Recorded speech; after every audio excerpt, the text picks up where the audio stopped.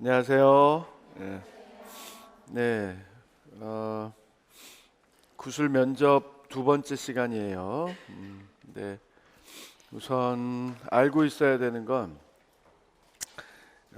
왜 구술 면접 책이나 자료나 이런 것들 보게 되면 이 정도는 나도 답을 할 수 있겠다 이렇게 쉽잖아요. 그건 아주 큰 오산이에요. 그리고 나와 있는 자료만으로 합격을 충분히 할 수 있을 거다 이렇게 생각하는 것도 아주 큰 잘못된 생각이에요. 그러니까 이건 일정 정도의 가이드와 지침밖에 안 돼요. 왜 그러냐면 당시의 문제는 그런 수준이었기 때문에. 근데 요즘에 얘기하고 있는 문제는 이게 얘기가 완전히 달라요. 그러니까 공부를 하고 안 하고는 이제 여러분의 몫이긴 한데 이걸 어느 정도의 범주 안에서 바라보고 준비를 하느냐에 따라서 점수가 달라집니다.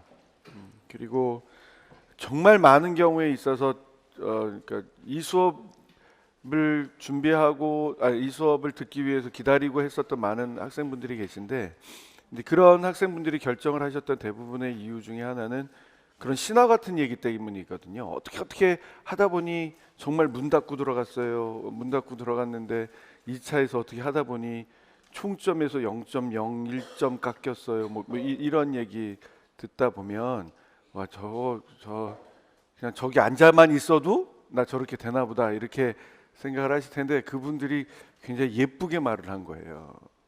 보이지 않게 준비한 내용들이 엄청 많은 거고 그다음에 이렇게 생각을 하셔야 돼요. 작년 겨울 시험과 올해 시험은 또 다르다. 그러니까 그만큼 새로운 차원으로 바라보고 새롭게 준비하고 더 깊게 생각하고 그렇게 하셔야 돼요. 네, 그렇게 꼭 보셨으면 좋겠어요. 그래서 공부를 하고 안 하고는 여러분의 몫이고 어떤 방법을 선택하느냐도 다 여러분의 몫이긴 한데 거기까지는 제가 말씀을 드릴 수 있어요. 이거 아주 깊게 아주 많이 준비해야 된다. 첫 번째는 내용으로, 두 번째는 형식, 다시 말해서 발표하고 대화를 나누는 이 모습으로, 심지어 말 폼새도 준비해야 되고, 표정도 준비해야 되고, 그 안에 진심도 담아야 되고, 내용도 옳아야 되고, 또 적절해야 되고, 때로는 창의적이게 느껴져야 되고, 이런 것들이 다 포함이 되어 있는 내용들이에요. 그래서 이렇게 뭔가 여러분들이 이 공부를 할 때 그냥 나 그냥 뭐 아직 발표도 안 나오고 할 게 없으니까 그냥 어떻게든 시간 보내볼 거야. 뭐 붙으면 이대로 하면 될 것 같고 뭐 안 되면 다시 1차 해야지. 이런 생각하고 다 그러실 텐데 이게 그런 마음으로 준비할 게 아닙니다. 내가 이거 공부하겠다로 여겨지면 일단 1차가 불안하다 할지라도 내가 여기서 승부를 보겠다라는 마음으로 준비를 해야 돼요. 대부분 분들이 마음을 언제 먹느냐? 1차 끝나고 먹어요. 나 합격해버렸네? 이런 느낌으로 공부하고 이런 느낌으로 막 생각해요. 그러시면 안 돼요. 그만큼 지금 힘든 시기를 보내실 수밖에 없다라고 하는 걸 생각을 하는데 그럼에도 불구하고 여러분들 열심히 하셔야 돼요. 여기서 열심히 한다는 건 제가 수업 시간에 지침을 드리면 자기 답안을 만들려고 굉장히 노력을 많이 해야 돼요. 그거는 이제 맨 마지막 시간 정도에 왜 그렇게 얘기를 해드렸는지를 알 수 있게 돼요. 앞부분은 이렇게 생각하시면 돼요. 앞부분은 이렇게 부분으로 잘라서 내용을 준비하는 거다. 뒷부분은 이 문제가 이런 내용들을 담아야 됐던 거였어. 이런 생각들을 하는 거다. 자, 그래서 저번에 1회차 수업을 하면서 비도 오는 날 집회도 갔다 오시고 그 덕분에 우리 뭐 좋은 변화도 생기고 사람이 이렇게 마음이 확 바뀌나 봐. 역시 무섭긴 한가 봐. 그 투표 하나하나가. 그지? 예. 그래서 마음도 바뀌고 근데 이게 어떻게 또 바뀔지 몰라요. 그러니까 이런 말 들어보셨어요? 악마는 디테일에 있다. 들어보셨어요? 그러니까 항상 예의주시하셔야 돼요. 아시겠어요? 그러니까 이건 여러분들의 일이지 국회의원의 일도 아니고 저와 같은 일개 학원 강사의 일도 아니고 이런 거예요. 누가 하나를 죽일 놈 죽일년으로 만들지도 말고 누가 하나를 영웅으로 만들지도 말고 그러셔야 돼요. 이거는 공적인 차원의 일로 바라보셔야 돼요. 그러면서 이렇게 세상을 보는 눈도 키우셔야 되고 국립 유치원 교사로서 어떤 마음과 어떤 자질을 갖고 살아야 될 것인가 아주 냉철하게 판단하시면서 가셔야 됩니다. 어쨌든 그때 얘기해드리기를 제가 뭐라 그랬냐면 한 가지를 우선 기억하라 그랬어요. 첫 번째가 바로 그 얘기가 뭐냐면 수업 실현과 그리고 이 구술 면접은 경계가 사라진다. 자, 76페이지를 한번 펴보실래요? 76페이지를 펴보면 교육과정 설계 파트의 환경 보호에 관련되어 있는 부분으로 얘기를 해요. 그지? 또 깨끗한 물에 대한 수업 활동을 계획하고자 한다라고 얘기한 다음에 뭐라고 말하고 있어요? 구체적인 예를 들어 활동을 세 가지 설명하시오 얘기했죠? 이 예가 구체적이어야 돼요. 그럼 한번 생각해 보세요. 이 깨끗한 물에 대한 수업, 그럼 딱 보자마자 뭐가 길게 진술이 돼 있어도 내가 요지를 딱 파악했는데 이게 깨끗한 물에 대한 수업이다. 딱 파악했다. 그럼 난 여기서 뭘 봐야 돼? 무슨 생각을 해야 돼? 환경오염? 환경오염 방지? 아니 이게 생각을 해보시라고요. 무조건 얘기한다고 다 갖다가 적어놓고선 막 이렇게 헤매지 말고 생각을 해보란 말이에요. 아니 내가 이걸 읽었어. 그러면 무슨 생각을 해야겠냐고. 이거 보자마자 즉답형으로 나왔는데 머릿속에 내 머릿속에 그러면 환경오염 방지에 관련되고 그 중에서도 수질오염? 그러면 난 수질오염 방지에 대해서 뭘 생각해야 되지? 지식기능 태도? 뭘 가져갈 거예요?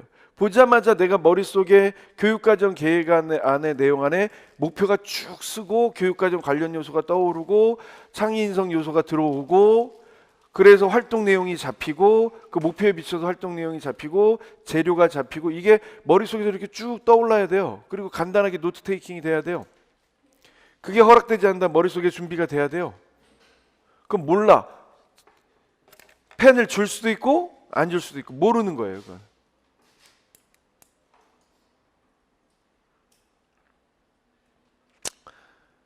그렇기 때문에 한 룰이 있어야 돼요. 난 지식기능 태도로 뭔가를 가져갈 거야 항상. 그 와중에 개인적으로 하고 소그룹으로 하고 대집단으로 하는 거로 가져갈 거야. 뭐가 있어야 돼. 실내에서 하는 것과 그 다음에 바깥 놀이에서 하는 걸로 할 거야. 아니면 나 현장학습 갔다 올 거야. 반드시 필요하지 않을까? 환경오염이 뭐가 돼야 되는지 모르는데 어떻게 할까? 이런 것들이 머리에 들어와야 돼요. 한 번에 쫙. 그러니까 교육과정에 대한 운영의 능숙성을 갖춘다라는 생각을 갖고 가야 된다니까. 그 생각이 없으면 아무 말이나 정말 아무 말 대단치 하고 나오는 거예요. 그리고 내가 무슨 말을 했는지 기억이 안 나. 한번 생각해 보세요. 바둑 두는 사람들 바둑 이렇게 딱 응답하라 1994 응답하라 1988 뭐였지? 응답하라 1988 저기 박보검. 그러니까 우리가 바둑은 몰라도 박보검은 알잖아요. 그리고 박보검을 유명하게 만들었던 그 드라마는 알잖아요. 거기서 이렇게 바둑을 이렇게 두잖아. 근데 그거 끝나고 나면 바둑 기사들이 똑같이 두죠. 모르세요? 끝나고 나면 바둑 기사들이 처음 착점부터 끝점까지 똑같이 두면서 이거를 싹 훑으면서 만약에 이렇게 됐으면 어떻게 할까요? 그러면서 다시 이렇게 똑같이 두죠. 복기를 할 수 있다는 건 뭐 때문이냐면 선후 관계를 파악하기 때문에 그런 거예요. 내가 하나의 착점을 둘 때 다 이유를 계산하고 하기 때문에 그런 거예요. 자, 면접 시험을 보고 나왔는데 시험 어떻게 봤어? 이 시험 문제 뭐 나왔어요? 아무것도 생각 안 나요. 한 80% 망한 거예요. 아무것도 생각 안 나면. 대답을 어떻게 했는지 생각 안 나면. 다른 사람이 더 망했기 때문에 내가 합격한 거지 내가 잘해서 합격한 게 아니에요. 무슨 말인지 알겠어요? 지금 제가 말씀드렸던 바 나는 지식기능 태도를 가져가 할 거야. 나는 본시에서 가져갈 형태에서 사전 활동, 그다음에 내가 아이들과 이야기 나누기 위해서 다룰 내용들, 그다음에 사후 활동으로 전개하는 거로 갈 거야. 나는 실내 활동과 실외 활동의 어떤 연계성에서 찾아갈 거야. 나는 흥미 영역 구성에 관련된 부분에서 내가 개입하는 것으로 가져갈 거야. 뭐로 가져갈 것인지에 대한 이유가 목표, 이미 생활 주제, 주제, 소주제, 목표, 교육과정 관련 요소 뽑아내고 창의 인성 교육에 관련되어 있는 요소 찾아내고 그래서 얻어놓은 주간 교육계획안이 떠오르고 일일 교육계획안이 있다라면 일일 교육계획안 안에서 먼저 그다음에 와서 자유선택 활동 시간에 이야기 나누기로 그다음에 점심 먹고 하는 형태의 활동으로 뭐가 있어야 된다라고 생각을 했어야 되는 것이고 그게 아니면 주간 교육계획안 안에서 뭐를 가져갈 것인지에 대한 생각들이 있어야 돼. 그래서 일부 지역에서는 주간 교육계획안을 안 보는 거예요. 또 많은 경우에 있어서 단위 활동안만 보는 거예요. 이미 뭐가 확인이 되니까. 그 구성 능력이 확인이 되니까. 자, 머릿속에서 여러분들은 어떤 활동을 선택할 거예요? 자유선택 활동에서 가져갈 거예요? 동화로 가져갈 거예요? 게임으로 가져갈 거예요? 뭐 신체 표현으로 가져갈 거예요? 동극? 동화하면서 동극? 적어도 환경 보호에 관련된 부분에서 동시 하나쯤 머릿속에 있어야 되잖아. 없는데요. 그러니까 찾아야지. 노래, 새 노래와 연관지어서 신체 표현, 어떤 거, 뭘 가져갈 거냐. 다른 사람 거 보고 베낄 생각할 게 아니라 지금 생각을 해야 된단 말이에요. 안 그러면 안 늘어요. 외울 수 있다고? 생 거짓말이야. 외워놓고 다른 거 말하고 나오는 거야. 참고 자료가 되라고 한번 봐볼게요. 76쪽을 보면 우리가 더울 때 물을 마시고 주변의 식물과 동물을 성장하기 위해서 물이 필요하듯 일상생활에서 물은 꼭 필요한 자원임을 알고 아끼고 소중히 하는 태도를 형성할 수 있도록 지도해야 합니다. 인스트럭션을 줄 수 있어요. 물의 소중함에 대한 얘기 해야지 이렇게 인스트럭션을 줄 수 있어요. 여러분은 인스트럭션을 뭐라고 가져갈 것인지 써봐야 돼요. 하라 그럴 때 해놓으세요. 구체적인 활동으로 이 사람은 뭐로 잡았어요? 동화. 자, 내용 지식이 들어와야 되죠. 동화는 뭐야? 형식. 동화 안에 담겨야 되는 주제는 뭐야? 물의 소중함. 나 캐릭터 뭐로 가져와야지? 없으면 내가 만들어야 되죠. 방울이의 여행 모두 좋잖아. 그래서 물이 정화되는 과정을 다룰까?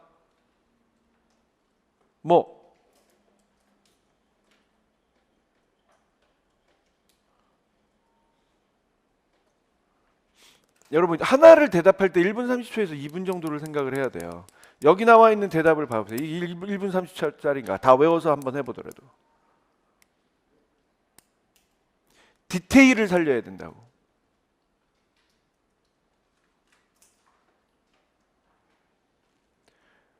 우리가 물을 사용하는 이야기? 뭘 어떻게 사용하는데? 언제 사용하는데? 핵심은 뭐예요? 물의 소중함이잖아요. 근데 내용을 봐봐. 우리가 물을 사용하는 이야기, 동식물에 물이 없다면 어떤 일이 일어나는지 일상생활에서 물이 필요하고 소중하다는 것을 인식하도록 한다. 그걸 뭘 통해서 인식해야 되는데? 동화. 그럼 동화로 끝나야 돼요? 동국으로 연결해야 되잖아. 그럼 동화 하나를 대답한 사람과 캐릭터 방울이의 여행 이야기를 하겠습니다. 그래서 나는 물이 우리 땅의 지구상에서 물이 어떻게 생긴 줄 알아요. 물이 어떻게 생기지? 아이들과 함께 환경과 생활에 대한 얘기 해야 되잖아요. 물이 어떻게 생기지? 어디로부터 오지? 물론 닭이 먼저냐 달걀이 먼저냐 할 수 있어요. 근데 물이 어디서부터 오지? 또 창세기 얘기하지 말고. 물이 어디서부터 오지? 구름. 이 얘기를 만들어낼 수 있어야지. 방울이는 친구들과 함께 생활하고 있었던 이야기입니다. 구름 안에서. 친구들이 많아지자 아래로 즐거운 여행을 시작을 해서 땅에 모였습니다. 어느 날 놀이공원과 같은 놀이공원과 같은 어떤 튜브를 타고 가보니까 어느 집에 욕조에 자신이 있는 걸 발견했습니다. 어떤 친구가 들어왔고 블라블라 모든 여러분이 하고 싶은 얘기 뭐예요? 어느 날 가고 갔더니 자그마한 컵 안에 담겼습니다. 그런데 방울이는 컵 안에 담겨 있는데 다른 친구들은 계속 다시 다른 여행을 또 시작했습니다. 하수구로 여행을 시작했습니다. 뭐든. 그럼 그게 낭비가 되고 있다라고 하는 얘기를 하고 싶은 거잖아. 친구들이랑 같이 있고 싶은데 어떻게 하나 굉장히 고민스러웠어요. 하지만 양치질을 하기 위해서 물을 틀었던 누구는 다른 방울이의 친구들을 다 흘려보내고 말았어요. 이런 류의 동화를 듣겠습니다. 그래서 하나를 잡으려니까 동화를 들으면서 가장 인상 깊었던 이야기로 아이들이 안 돼, 물을 잠가줘 라고 하는 대사가 있다면 아이들과 함께 회상해 보겠습니다. 그리고 동극으로 연결해서 안 돼, 물을 잠가줘 라고 하는 동극을 연습해 보겠습니다. 뭐든 이게 지금 내용 지식이 드러나야 돼요. 나 당연히 이런 거 할 거야. 우리가 물을 사용하는 이야기 할 거예요. 이렇게 할 게 아니라 굉장히 추상적이지 않아요? 당연히 이 얘기를 해야 되는데 동물과 식물에 물이 없다면 어떤 일이 일어나는지 우리 일상생활에서 물이 필요하고 소중하다는 걸 인식하도록 합니다. 그런데 문제는 구체적인 예를 들어서 설명을 해달라고 그랬잖아요. 동극은 동극의 특성이 드러나는 얘기를 해줘야 된단 말이에요. 동극을 하고 난 후 아이들과 이야기 나누기를 하겠습니다. 동화 속의 주인공처럼 혹시 우리는 물을 낭비한 일이 없는지 유치원의 생활을 되돌아보는 이야기를 하도록 하겠습니다. 예를 들어 이렇게 들어와야 된다니까. 머릿속에 들어놓으세요. 예를 들 줄 아는 게 합격의 지름길이다. 언제 아이들이 수도꼭지에 물을 틀까요? 오늘 얘기할 수 있겠지. 간식 먹고 난 다음에 또 화장실 갔다 온 다음에 또 바깥놀이 끝나고 난 다음에 좋아. 수도꼭지를 틀었어요. 자, 그러면 어떤 거 하나를 잡을 거야? 뭘 잡을 거야? 화장실 갔다 온 다음에? 아니면 계속 치카치카 얘기했으니까 우리 간식 먹고 급식 먹은 다음에 치카치카 할 때 그래서 뭘 얘기할 거예요? 무엇을 이야기 나누기의 소재로 가져올 거예요? 얘기해 보세요. 거기다 써야지. 무엇을 이야기 나누기의 소재로 가져올 거야? 아이들이 물을 사용하는 태도? 그래, 물을 사용하는 태도를 어떤 방법으로 이야기 나누기를 가져올 거예요? 아이들을 모아놓고 우리가 물을 사용하는 태도에 대해서 이야기 나누겠습니다. 이렇게 하고 말 거예요? 어때? 생각하세요? 이야기 나누기의 핵심은 뭐라 그랬어요? 지식기술 태도, 전달하는 데 초점이 있다. 어디로부터 시작해야 돼요? 아이들의 경험으로부터. 자, 수업을 들으시는 분들은 알겠지만 이야기 나누기 할 때는 그냥 말로만 하면 점수 안 나와. 어떻게 해야 돼? 매체를 사용해야 돼. 자, 그럼 어떤 매체를 사용할 거예요? 동영상? 스틸컷? 자, 그러면 그 동영상과 스틸컷 안에 무엇이 담길 거예요? 이렇게 생각해야 돼요. 아이들이 물을 사용하는 모습을 담은 스틸컷. 그래서 물을 사용할 때 어떤 방법이었는지, 손을 씻을 때 어떤 방법이었는지, 치카치카 할 때 어떤 순서였는지, 왜 컵을 사용했는지, 컵을 사용해 보니까 어떤 느낌이었는지 등등 이런 얘기들이 굉장히 자세하게 언급이 돼야 되지 않을까요? 이런 얘기가 언급되지 않으면 점수를 주고 싶어도 어떤 점수를 어떻게 줘야 되는지를 찾을 수가 없어요.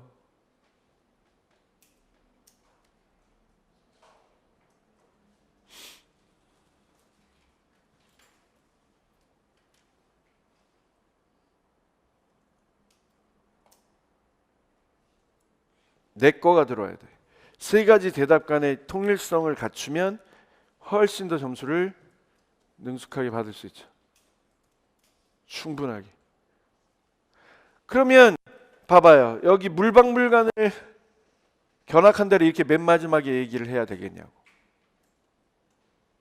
어디서 얘기를 했어야 될까? 물론 다 배운 다음에 물박물관을 갔다 올 수도 있겠지. 근데 아이들이 물의 소중함에 대해서 알기 위해서는 사실은 아이들이 잘 알 수 있을까요? 선 경험이 없으면 힘들지 않을까요? 물박물관 견학한다는 얘기를 먼저 배치해야겠구나라는 생각도 해야 된단 말이에요. 그게 합격과 불합격을 나누는 거예요.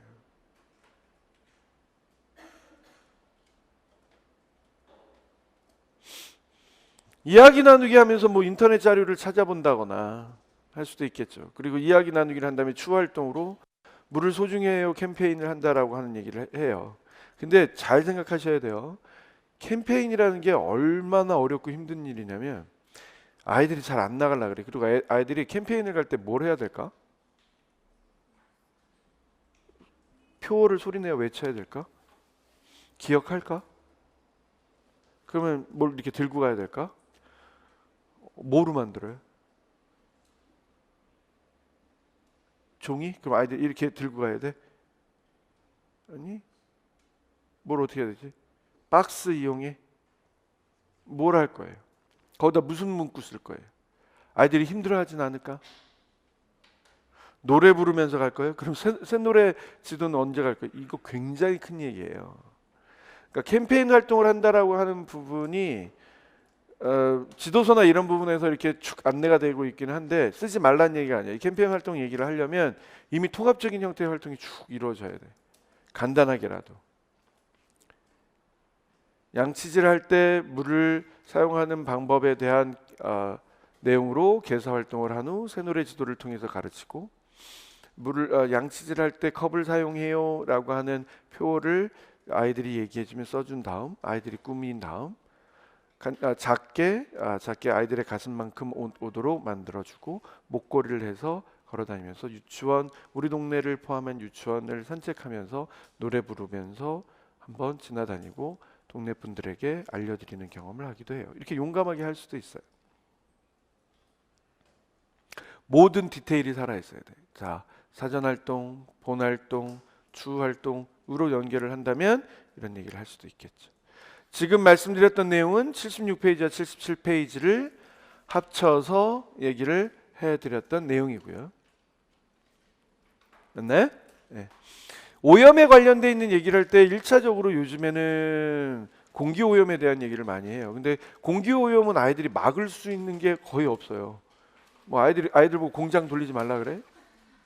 중국에 날아가서 시진핑 좀 만나고 오라 그래?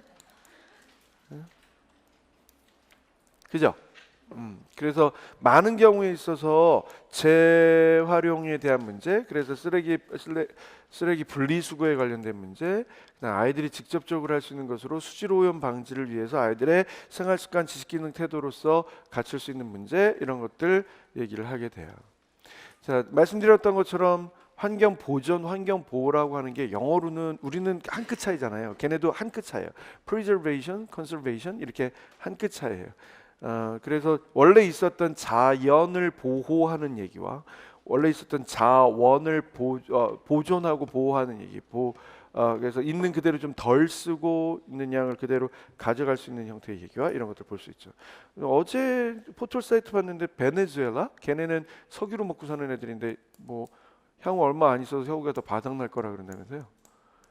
그게 페이크 뉴스인지 뭔지는 잘 모르겠는데 그런 얘기가 나왔어요. 애초에 소유가 없는 우리 입장에서는 뭐 소유가 없든 있든 상관이 없다. 뭐 그렇게 볼 일이 아니죠. 우린 모조리 다 수입해야 되잖아. 어느 한 곳에서 수입을 생산을 하지 않으면 망하죠, 우리. 뭐 연료를 가져올 수 있는 게 없잖아요. 하여튼 그런 얘기예요. 그래서 이제 78페이지에 보게 되면 태도 얘기로 굉장히 집중해서 얘기를 해요. 유치원에서 유아들이 자연과 자원을 보호하고 보존하는 습관을 기르기 위한 지도 방법을 얘기를 해라. 그럼 결국엔 지금까지 한 얘기들 다 하잖아. 그래서 음식물 쓰레기 줄이기에 관련되어 있는 내용들도 들어가고. 근데 이런 거 얘기하면서 좀 딜레마이지 않으세요? 아이들은 많이 먹어야 되는데 충분히 먹어야 되는데 혹시 아이들 중에 영악한 애들 중에 저는 음식물 쓰레기를 줄이기 위해서 요만큼만 가져가겠습니다 이런 아이들이 있으면 어떡하나 이런 생각은 안 해보셨어요? 그렇게 얘기하는 애들 못 만나보셨나요? 저는 늘 조마조마했었어요. 혹시 그렇게 얘기하는 애가 없을까 라고 해서. 근데 하여튼 여기 나와 있는 내용들을 보게 되면 동화 얘기하게 되면 간접적인 형태의 경험으로 많은 경우에 있어서 물의 소중함을 이해하고 이제 알고 동화 속의 주인공처럼 어떻게 할 수 있을지를 얘기를 합니다. 여기 한번 봐볼까요? 동화를 듣고 야 이건 우리나라에 굉장히 혁신적인 얘기들이야. 빗물 모아 사용하기. 와 같이 유치원에서 물 절약하는 방법을 알아보아 단순히 동화 듣기로만 끝나지 않고 유아들의 물 절약 실천으로 이어질 수 있게 합니다. 이렇게 얘기가 나오면 점수 받는 거예요. 이런 동화가 있을까? 저는 못 봤어요. 목마른 아이 케일. 한번 찾아보세요. 있으면 다행이고. 그리고 목마른 아이 케일이와 빗물 모아 사용하기가 그 안에 있는지도 잘 모르겠어요. 근데 쓸 수 있죠. 근데 실예는 저는 봤어요. 제가 이제 알고 계신 수사님들이 저기 사시거든요. 외관에 거기 이제 베네딕토 스톤이라는 데가 있는데 거기는 그러니까 물론 그 지방 지역이나 여기 지금 서울에서도 저기 보니까 그렇던데 혹시 서울의 강동 쪽에 사시는 분들 계세요? 그 무슨 시티 있던데 이렇게 몰 있어가지고 송파 어디에 이렇게 개발된 시티 있던데 거기 옆에 이제 새로 건립하는 아파트들에게는 그 서울시에서 이렇게 지원을 한대네요. 그래서 아파트의 베란다 창문에 그 태양광, 그 지별판 그게 되게 비싼가 봐요. 그래서 근데 서울시에서 지원해서 그거를 그 사람들이 신청해서 하게 되면 그 축전기를 이용한 그 전기를 이용하면 그 동네에는 전기가 되게 적게 들어간대요. 이거를 활용한 게 어디래더라? 서대문구 저쪽 위로 올라가서 일산 가는 쪽에 새로 개발된 쪽에는 이거 그 지역에서 국회의원 된 사람이 있는데 그때 그 양반이 구청장 했던 시절에 그런 형태의 에코 프렌들리 그러니까 친환경적인 형태의 기법들을 사용해서 아예 만들었대요. 건설을 할 때. 그 중에 하나가 빗물 모으는 게 있었나 봐요. 그 외관도 거기 비가 안 와서 그렇지 비만 오면 빗물을 모으려고 하는 경우들이 있나 봐요. 근데 우리나라는 좀 애초에 모든 수돗물은 다 중수라고만 생각하잖아요. 아니세요? 원래는 다 마실 수 있는 거라고 하는데 저조차도 솔직히 수도꼭지에서 물 틀어서 바로 마시는 건 두려워요. 그렇다고 내가 한번 마셔볼 테니까 여러분도 드세요. 그렇게 얘기는 못 하겠어요.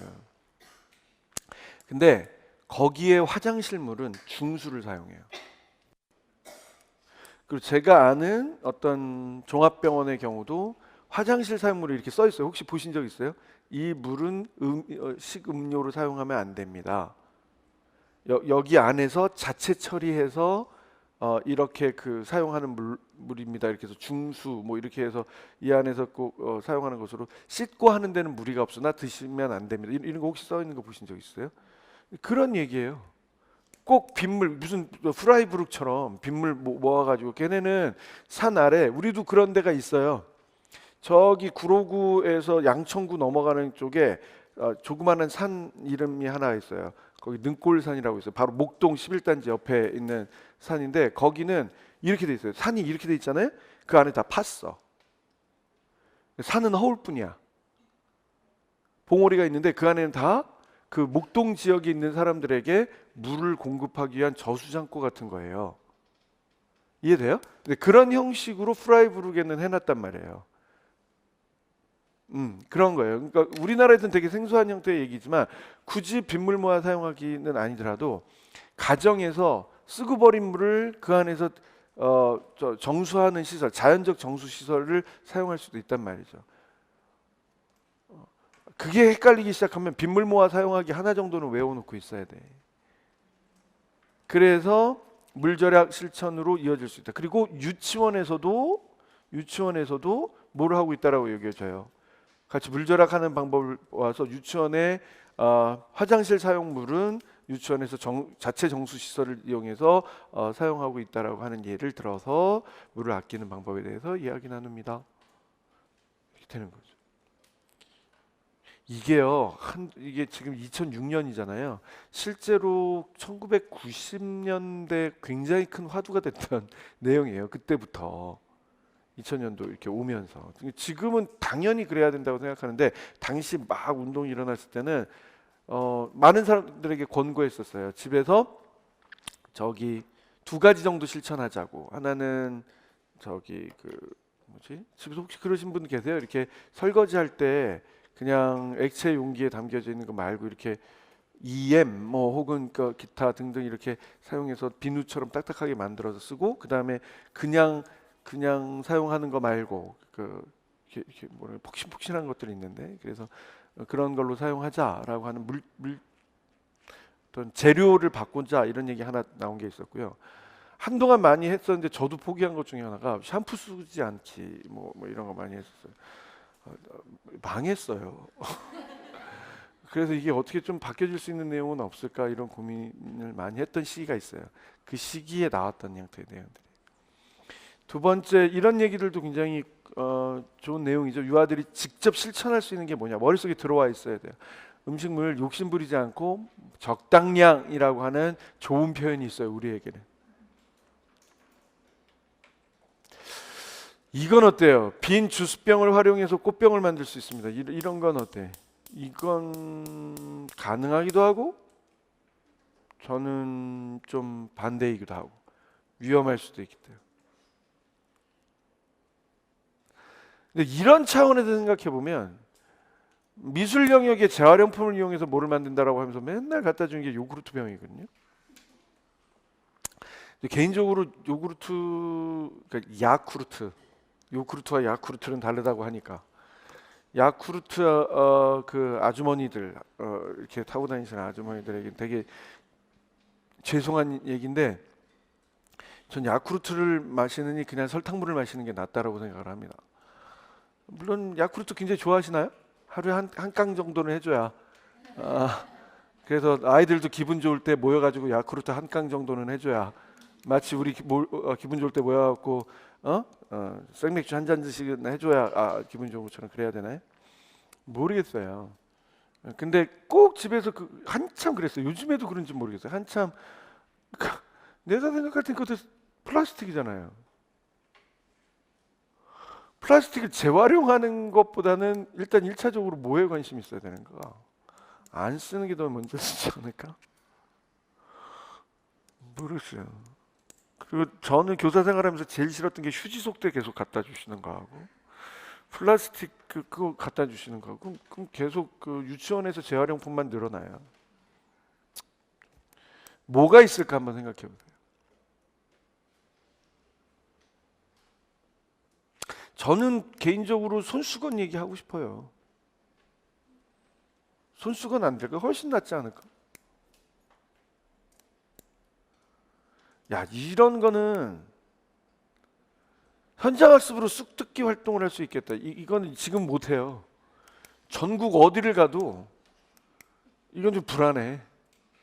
뭘 하겠다는 거야 이거. 유치원이 어디 위치해 있는 거지? 강원도 봉평?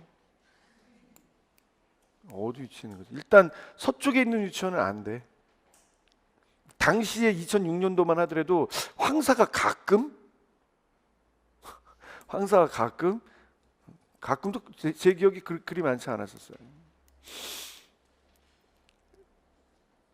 근데 이제 재밌는 얘기를 이렇게 한 거예요. 쑥을 뜯을 때 쑥의 뿌리와 줄기가 상하지 않고 그래야 다음 해에도 쑥이 난다는 것을 유아들에게 알려. 의도는 굉장히 좋았던 거예요. 이게 될까? 알려주고 할 수는 있겠지. 되게. 근데 이거는 좀 쑥차 마시기 위해서는 어떤 과정을 거쳐야 되는지 혹시 아세요? 덮어야 되고 그늘에서 말려야 되고 그리고 제가 이렇게 아주 그냥 간단하게 여쭤볼게요. 쑥차 드셔보셨어요? 좋아하십니까? 저는 봄에는 도다리 쑥국 맞아요? 봄에는 도다리 쑥국이라고 하는데 저는 솔직히 쑥국의 맛을 잘 모릅니다. 그리고 왜 도다리엔 쑥국이 들어가야 되는지 익숙하지 않아요. 근데 이분은 좋아하셨나 봐요. 쑥차를 마시면서 자연이 우리에게 주는 이로움에 대해서 이야기를 나눌 수가 있겠다. 좋은 얘기이긴 한데 약간 좀 현실성에서 좀 떨어지지 않나.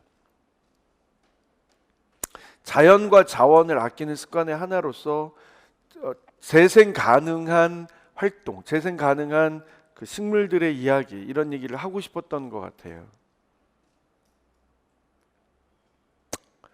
그래서 뭐가 있을까 한번 좀 생각해 보시면 좋을 것 같고 유치원에서 주운 물건을 넣을 수 있는 분실함을 만들어 보는 형태의 활동. 그래서 자원과 자연을 아낀다라고 하는 부분에서 분실물을 찾을 수 있는 그런 내용들도 이 정도는 되게 재미있는 형태의 내용이긴 한데 보통 분실물이 발생했다고 하면 언제 해결하나요? 이야기 나누기 시간에 해결하거나 아니면 선생님이 이미 알아요. 이거 누구 건지.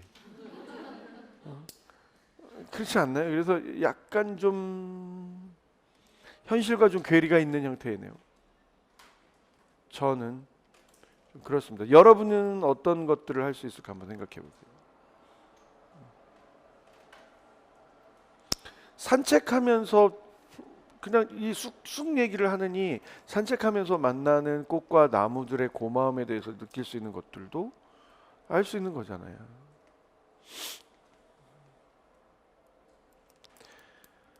자, 이런 문제들은 굉장히 힘든 거예요. 강원 지역이니까 나올 수 있는 형태의 내용이 아닐까 싶기도 한데 공기와 흙의 오염을 예방하기 위해서 유치원에서 실천할 수 있는 방법. 유치원에서 실천할 수 있는 방법이 뭐가 있을까? 그래서 첫 번째 얘기 충분히 이해가 되고 세 번째 얘기 충분히 이해가 되고 네 번째 이야기 충분히 이해가 될 수도 있겠습니다. 혹은 재사용, 재활용에 관련된 부분에서 이런 이면지에 관련되어 있는 형태의 얘기들은 충분히 이해가 될 수 있겠죠. 근데 아까 말씀드렸던 것처럼 플라스틱 컵이나 요구르트 병과 같은 형태에 대한 것들을 생각해 보면 일정 정도 이해가 되기는 하지만 오히려 이게 사용되지 않는 게 덜 사용하는 게 더 낫지 않을까. 우리의 삶에서 플라스틱을 제외하고 살 수 있는 게 거의 없어요. 한번 둘러보세요. 플라스틱 없는 내가 지금 현재 혹시 플라스틱 만지고 있지 않은가도 생각해 보시고 없는 게 거의 없어요.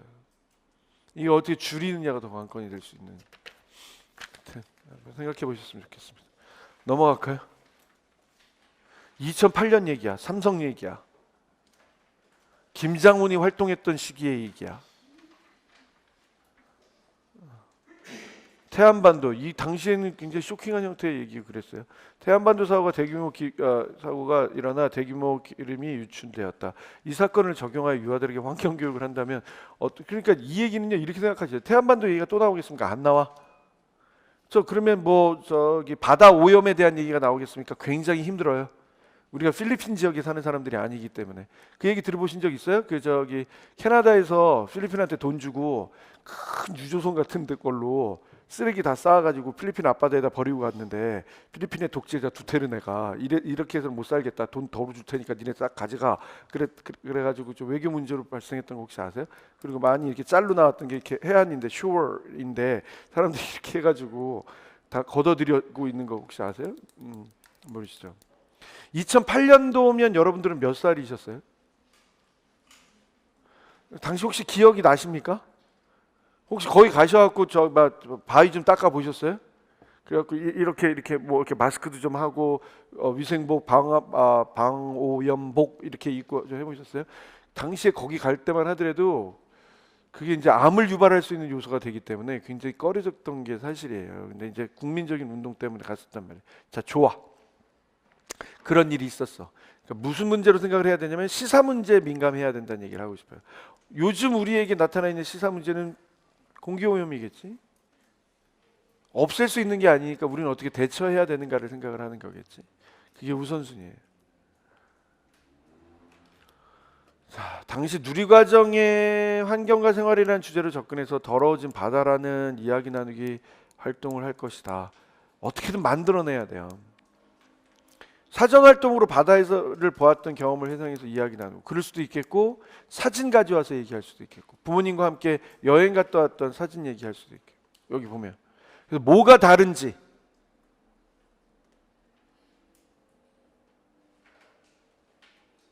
사실 굉장히 비극이죠.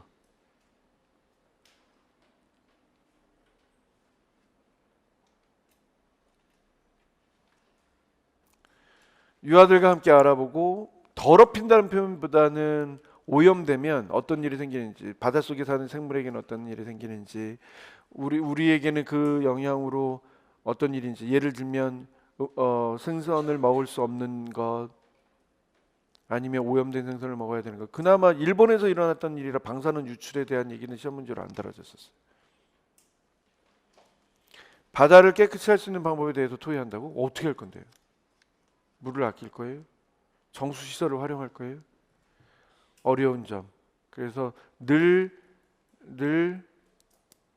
환경 오염에 대한 문제가 우리에게 줄 수 있는 영향에 대해서 민감하게 생각할 수 있도록 안내하겠습니다. 이 정도로만 끝나도 돼요. 이야기 나누기로.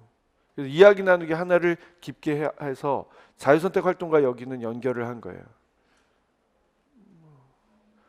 환경 구성으로 언어영역에서 바다가 큰일 났어요. 나라라 불론 병아리 동화자료를 비치하고 음률 영역에서 뭐든 만들어야 돼. 더러워진 물나라 과학활동으로 연결해서 왜 기름이 유출되면 문제가 생겼는지를 물과 기름이 그러니까 물에 의해서 정화가 이루어지지 않는다는 거죠. 뭐든 나와야 돼요.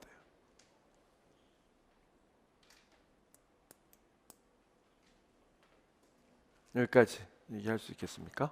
네, 넘어가 봅시다. 81페이지. 환경 구성.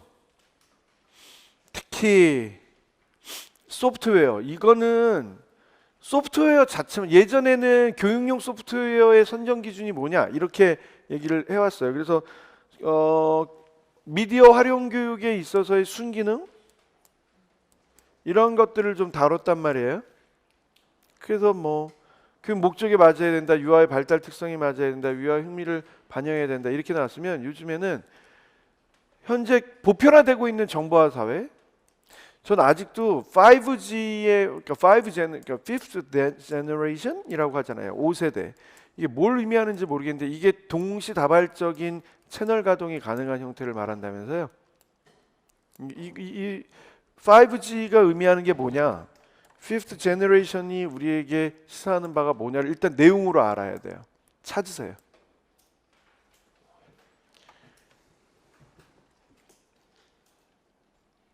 그 다음에 두 번째. 제가 어제도 수업하면서 얘기해드렸는데 요즘 아이들의 꿈과 희망이 유튜버예요. 유튜버. 그러니까 컨텐츠를 스스로 생산해낼 수 있는 체제가 된 거죠. 그닥 어렵지 않게 뭐 어려운 컴퓨터 공학에 관련되어 있는 어떤 기술적인 용어를 알아야만 되는 게 아니죠. 그래서 요즘 아이들의 경우에 있어서는 코딩 수학처럼 코딩 교육을 중요하게 생각을 한다면서요.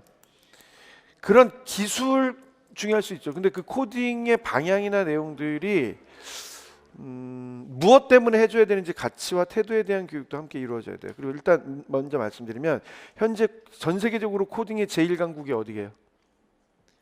인도예요. 인디아. 거기가 그러니까 거기가 가장 앞선 곳이야. 그걸 쫓아가겠다고 하는데 자칫 잘못하면 하청의 하청업체밖에 안 돼. 전 세계 사업적 트렌드를 혹은 그 창의성에 관련되어 있는 트렌드를 이끌지 못해. 사업적 트렌드는 다른 게 다 있다 할지라도 인문학적 배경이 없으면 늘 끌려다니기 마련이에요. 인도가 그렇잖아. 봐보세요. 중국 그렇잖아. 그렇다고 뭐 미국이 인문학적 배경이 많으냐? 그 인문학적 배경은 현재는 서구 사회에서는 유럽 쪽에서 이끌고 있어요. 그 사람들을 미국은 사가는 거죠. 스카우트 해가는 거죠. 사실 중국이 굉장히 큰 인문학적 자원을 갖고 있어요. 그들에게는 그 아주 독특한 그 한자 문화라고 하는 게 있잖아요. 우리도 사실은 그 문화의 영향을 받았다라고 얘기할 수밖에 없는 것이고. 근데 지금 봐보세요. 화웨이 사태, 트럼프가 쥐뿔 아무것도 없는 인간이 협상가로서 이렇게 한번 딱 나가서 갖고 압박하니까 계속 끌려가잖아요. 그런 얘기. 자, 이 문제는 이런 세계 사회 속에서 우리는 어떻게 적응할 수 있는가에 대한 문제이고 유아들에게는 어떤 능력을 길러줘야 될 것인가에 관련되어 있는 문제예요. 그래서 머릿속에서 꼭 기억해야 돼. 세 가지를. 정보화 사회와 관련되어 있는 워낙에 정보화 사회도 한 20년 된 말이라 이런 류의 얘기가 나왔다. 그럼 첫 번째는 적응력. 다시 말해서 현 시대에서 루소의 주장했던 에밀의 상황에서만 살 수 있는 게 아니잖아요. 우리가 모두 다 나는 자연인이다가 아니잖아요. 그리고 말씀드렸다시피 나는 자연인이다에 나오는 거의 모든 사람들은 나는 부자이다예요. 이렇게 자막이 나온다면서요. 뭐 자연품들은 사유지 소유주의 허락을 얻어 채취되었음을 밝힙니다. 이렇게 되는데 그 사유지 소유주가 그분들이에요.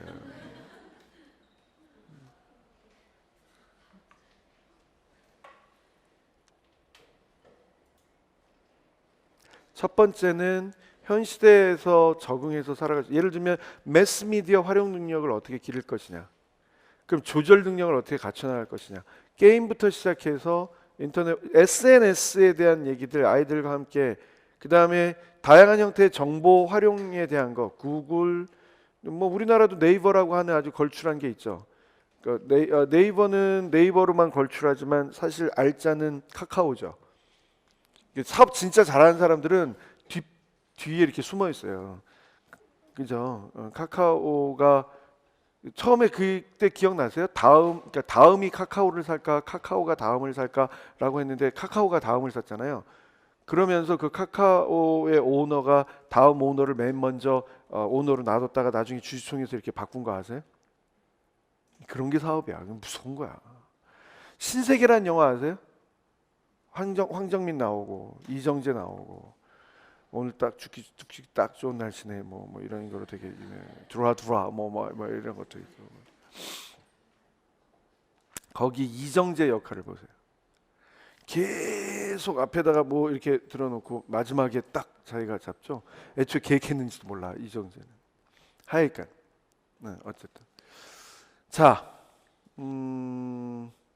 정보화 사회 내에서 SNS를 활용할 수 있느냐에 대한 부분, 또 나는 정보를 잘 구분할 수 있느냐에 대한 부분, 페이크 뉴스를 팩트에 의해서 확인해낼 수 있느냐에 대한 부분, 이런 적응 능력을 키우는 것, 정보 수집 능력으로 이런 얘기를 해줄 수도 있겠고, 그건 뭐를 위해서 필요해요? 결국엔 창의성 때문에 필요해요. 그래서 두 번째 얘기는 정보화 사회에서 창의적 사고 능력이 어떻게 발전할 수 있을 것인가에 대한 얘기를 하는 게 필요해요.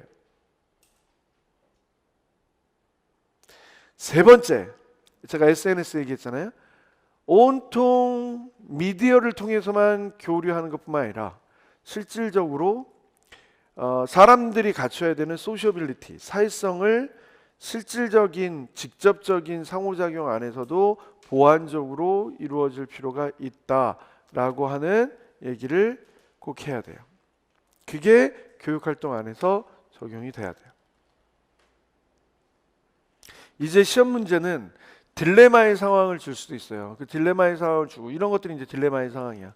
딜레마의 상황을 주고 발생할 수 있는 장점과 단점을 얘기를 하고, 장점을 살리고 단점을 보완할 수 있는 교육활동을 구체적으로 세 가지 말하시오. 이게 요즘 시험 문제의 트렌드예요. 알아두셔야 돼요.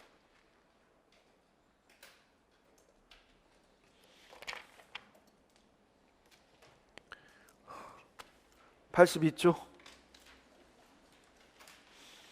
머릿속에 여러분, 제가 말씀드렸어요. 이거는 더 깊게 설명하지 않을 거예요. 머릿속에 여러분의 유치원을 상정하라 그랬어요.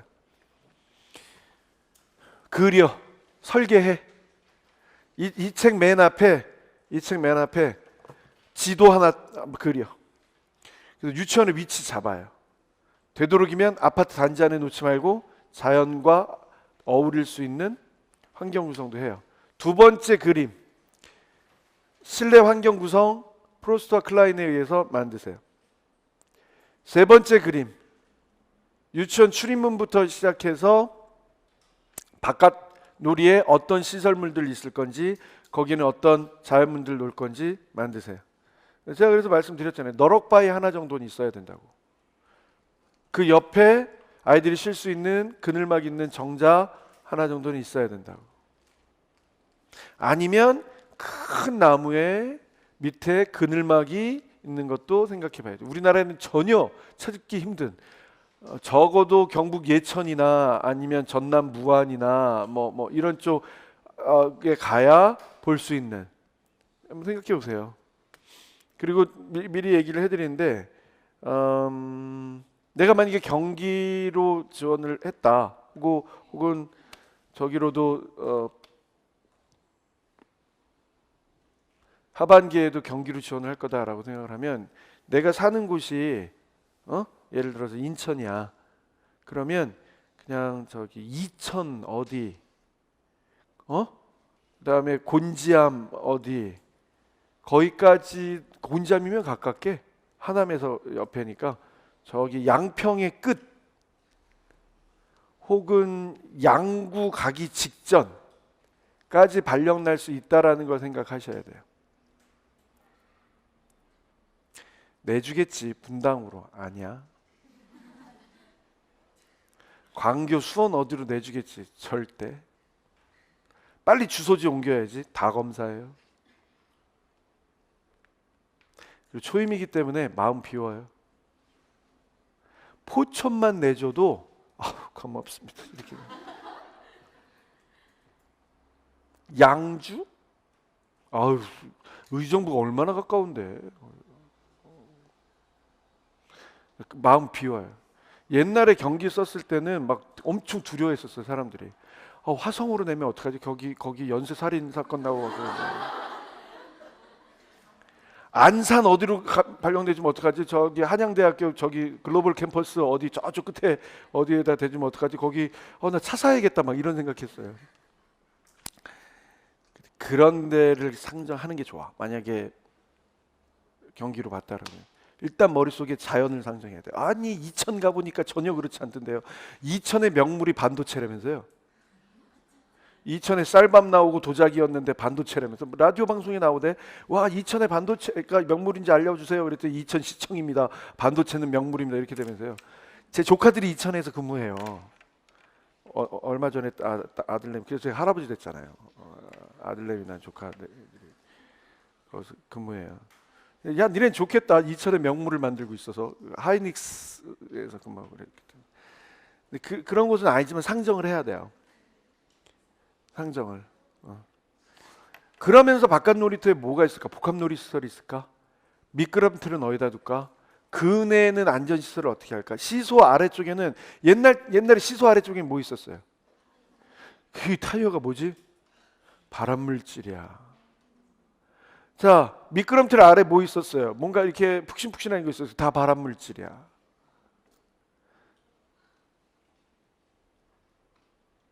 뭘 깔을 거예요? 모래?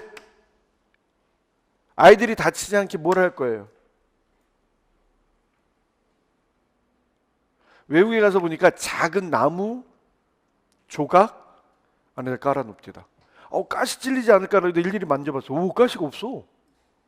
진짜 희한했어요. 그리고 독창적이게 생각해 보세요. 혹시 복합 놀이시설이라고 해서 딱 머릿속에 정글짐 생각하고 이쪽에서 미끄럼틀로 올라가서 이렇게 다리 건너가서 출렁다리 건너가서 저쪽에서 뭐를 하는 이런 것만 생각하지 말고 뭔가 자연물을 이용해서 나무가 이렇게 걸쳐져 있고 아이들은 그 위에 앉아서 이렇게 다리 이렇게 하면서 있는 장면도 한번 생각해 보고 뭐가 있을 수 있을까? 혹시 뒷길은 산책길로 어디로 날 수 있을까? 제가 이제 예를 들어 드리면 제가 부천 사니까 부천 옆에 그 옛날에 성심여대라고 있었어요. 성심여대. 지금은 가톨릭대학교 역곡 캠퍼스, 그러니까 가톨릭대학교 그 부천 캠퍼스라고 하는 곳이 거기 있거든요. 그 바로 앞에 유명한 수녀원에서 운영하는 유치원이 하나 있어요. 일단 수녀원에서 하는 유치원들은 일단 땅이 많아. 그럴 수밖에 없는 게 와 수녀원 돈 많은가 봐요. 그게 아니라 수녀원이 처음 자리를 잡을 때 아무도 오지 않는 평당 100원짜리 이런 데 이렇게 찾아서 들어갔기 때문에 땅이 넓은 거예요. 그래서 그분들은 그냥 누가 안 오니까 거기 귀신 나오고 근데 수녀님들이잖아. 그러니까 없었던 그런 데 들어간 거예요. 그래서 그 뒤에 그 유치원이 있거든. 몬테소리 유치원이에요. 몬테소리 유치원인데 걔네는 그 유치원 앞마당에서 안 놀아요. 어디서 노냐? 그냥 이렇게 한 바퀴 돌고 한 바퀴 이렇게 내려오면 그냥 바깥놀이가 끝나. 진짜 좋아요. 또 이제 또 저기 유한대학교 가기 전에 또 수녀원이 하나 있어요. 수녀원이 거기도 아주 우리 바보가 다녔던 수녀원. 거기도 몬테소리야. 거기는 이렇게 마당이 그냥 넓은 게 그냥 종합운동장 정도. 아이들이 느끼기. 그 정도? 막 한쪽에서는 황토 체험장 이렇게 그린하우스로 황토 체험장 있고 또 고성 무슨 그게 무슨 차이가 있는지 모르겠는데 무슨 체험장, 그리고 한쪽에 수녀님들 드시느라고 먹거리, 그러니까 비닐하우스에 먹거리가 철마다 있어요. 그리고 맨날 수녀님들이 거기서 텃밭 매세요. 그러니까 아이들이 바깥 나가서 텃밭 체험을 자연스럽게 수녀님들이랑 해. 그러니까 거기는 진짜야. 그러니까 거기는 진짜 이렇게 쑥을 뜯을 수 있어 이렇게. 그리고 수녀님한테 혼나. 이거 한꺼번에 뜯지 말라 그랬지. 밑에를 살려야 우리가 나중에도 먹죠. 뭐 이렇게 얘기하면서 자 이제 수녀님들이 이렇게 길러놨으니까 상추 좀 뜯어보자. 아래쪽에서 뜯어야 돼. 안쪽에서 그 아이들이 그런 게 어딨어. 이렇게 잡아서 한꺼번에 뽑죠. 그리고 이렇게 뿌리 흔들면서 수녀님 내가 봤어요. 내가 그 자원봉사자로 가서 이렇게 아이들 황토 흙에다 이렇게 물 뿌려주러 갔는데 애들이 이렇게 딱 뽑아서 수녀한테 가고 수녀님 이거 다 했어. 수녀님 선생님이야. 근데 이렇게 와서 야 뿌리 뽑으면 어떻게 그런 얘기야 그런 얘기. 그럼 또 애들이 오 그래요? 그리고 또 그 심는다? 끝났어. 그럴 수 있죠. 거기도 뒷동산이 있어요. 이렇게 갈 수 있으니까 그런 데를 상정을 해. 그냥 머릿속에 못돼 나의 상상 속에 언젠가 한 번은 4년 동안 그런 데서 내가 근무를 할 거다. 난 서울인데요. 만들어 그냥 옆에 아파트 다 없애. 아니면 아파트를 세우면서 거기에 아니 저기를 한번 가보세요. 제가 꼭 얘기해드리고 싶은데 이렇게 주소를 쳐. 드라이브 해달라 그래. 누구 다른 사람한테 뭐 파트너가 있으면 파트너한테 드라이브 해달라고 하시거나 누구한테 하거나 아니면 본인이 영등포에서 차를 타고 저 시외버스 있어요. 타고 가. 좌석버스 타고 가. 교화도서관을 쳐. 교화도서관. 거기 보면 그 도서관 자리에 유치원이 있으면 딱이겠다라고 하는 생각이 들어요. 도서관 자리에. 거기 물론 교화 유치원도 있고 문발 유치원도 있어요. 근데 딱 상정을 해봐. 실제로 제가 살고 있는 부천 옥길 유치원은 딱 그렇게 돼 있어요. 뒷동산을 상정해 놓고 건물이 마음에 안 들어. 무슨 우주선 같아. 그래서 마음에 안 들어. 그냥 딱 세종에 있는 건물들 이렇게 갖다 옮겨 놓은 것 같은 그런 느낌이에요. 그래서 굉장히 마음에 안 들어요. 근데 단설 유치원이야. 아파트 단지에 둘러싸여 있어. 그런데 자연 안에 느낄 수 있어. 이런데 하나 상정해서 꼭 자기 걸로 하세요. 그리고 그걸 하면서 그 안에서 줄 수 있는 교육적인 가치를 따져야 돼. 놀잇감만 갖고 얘기하지 말고. 83조. 야 이런 것도 냈네 이렇게 생각을 하셔야 돼요. 와 이런 거 나오면 어떡하지? 음률 영역을 구성하기 위해서 고려할 내용 4가지를 얘기하시오.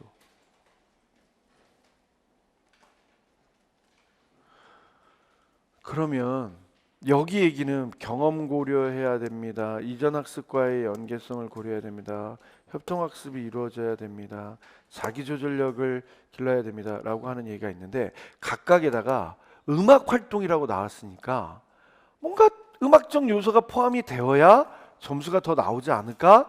라는 생각을 해야 됩니다. 이 틀린 말은 아닌데 풍부한 경험을 얘기를 합니다. 만 5세 유아는 이전 연령을 거치면서 보다 많은 경험적 지식을 갖고 있습니다. 따라서 교사는 만 5세 유아가 여러 가지 예를 들어 여러 가지 공룡의 종류를 알고 있다면 이렇게 주제 하나를 상정하는 게 여러분들이 이야기를 해나가는데 굉장히 도움이 돼요. 그냥 예를 들면 내가 합격할 수 있을 거야 이렇게 생각을 하시고 교육과정에서 예를 들 때 내가 전체를 공룡으로 얘기를 하고 싶으면 4가지가 통일된 내용을 갖고 공룡으로 설명이 되면 더욱 좋겠단 말이에요.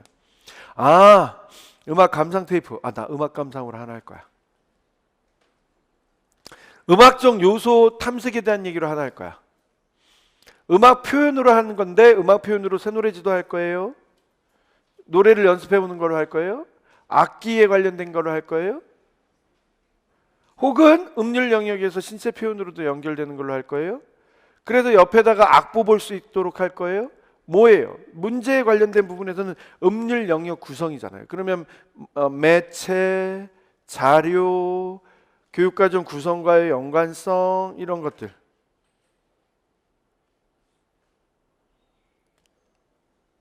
첫 번째는 얘기가 될 수 있겠는데 두 번째 얘기는 애매모호하잖아요.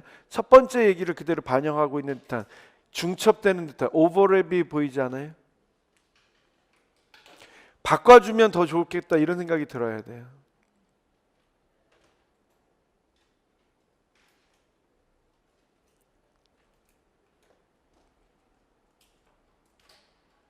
세 번째는 좀 뜬금없지 않아요? 다짜고짜 협동학습 얘기를 하면서 여러 명의 팀이 되어 반주와 춤, 영상 촬영을 하는 등 교사가 여러 명의 유아 팀이 되어 내가 반주도 해주고 춤을 춰, 이건 왜 넣었지? 영상 촬영을 하나? 이게 도대체 어디로 연결? 물론 여기서 하고 싶었던 얘기는 음률 활동이 신체 표현과 연결이 될 수 있어야 됩니다를 얘기를 하고 싶었던 거예요. 그러면 공룡 얘기를 하고 주제에 관련돼 있는 노래가 있어야 되고 신체 표현과 연관이 되면서 영상 촬영 얘기를 하고 싶으면 반주와 춤 영상 촬영이 아니라 영상 촬영을 통하여 아이들의 신체 표현을 보고 자연스럽게 바꿔 나가기도 하고 정교화해 보는 경험을 갖기도 합니다. 뭐든 들을 수 있어야 되잖아요.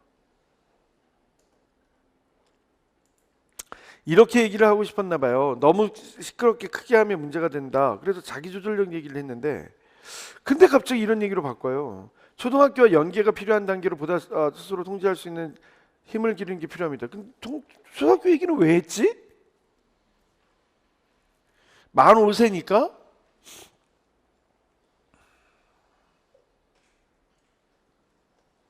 그냥 위에서 신체 표현 얘기였으면 나는 만 5세 아이들이니까 뭘 보고 악보를 보고 맞추어서 악보를 보면서 리듬 악기 연주 활동을 하도록 유도할 수 있겠습니다. 환경 구성하니까. 여러 요소를 섞으려고 하지 말고요. 문제를 봤을 때 한 가지 요소에 하나의 생각을 담도록 하겠다. 그 안에서 통합적인 부분이 보이도록 하겠다. 이렇게 가져가셔야 돼요. 아시겠어요? 답안에 욕심이 많으면 안 돼. 정확하게 답이 보이면서도 구체적으로 표현이 되어서 아 이건 실제화될 가능성이 있겠구나라고 하는 생각이 들어와야 돼. 그렇지 않으면 애매한 거야. 몇 가지는 괜찮고 몇 가지는 보완이 필요한 형태의 내용이. 여러분들이 한번 바꿔보세요. 어쩔 수 없어요. 당시에는 이 정도만 하더라도 충분히 점수를 줬던 형태의 내용이지만 요즘에는 안 그래. 컴퓨터를 바르게 사용한다. 이건 예전 얘기야. 이미 그 미디어 교육에 대한 얘기는 했고요. 자, 관찰 평가로 가볼까? 일화 기록을 할 때 유의점 세 가지를 얘기하시죠. 모르면 안 되죠. 요즘에는 뭐 이렇게 단순한 내용을 물어볼 수도 있고요. 사례를 주고 분석해서 얘기를 하라고 할 수도 있겠고요. 뭐 어렵지 않게 여러분들이 답을 할 수 있을 거라고 생각합니다. 넘어가 보고. 마찬가지죠. 일화 기록 시 유의해야 될 사항 네 가지를 얘기하시죠. 이렇게. 당시만 얘기하더라도 이런 얘기. 놓아 볼까요? 유치원 교육 과정을 평가할 때 그러면 여러분 이제 아셔야 되는 게 일단 4주기 평가에 해당되는 형태의 내용들은 이 2차를 준비하면서는 머릿속에 다 있어야 돼. 찾아가서 읽으세요. 이 얘기가 그 얘기야. 그리고 누리과정 운영평가에 관련되어 있는 교육과정 진술 내용은 다 머릿속에 들어와 있어야 돼.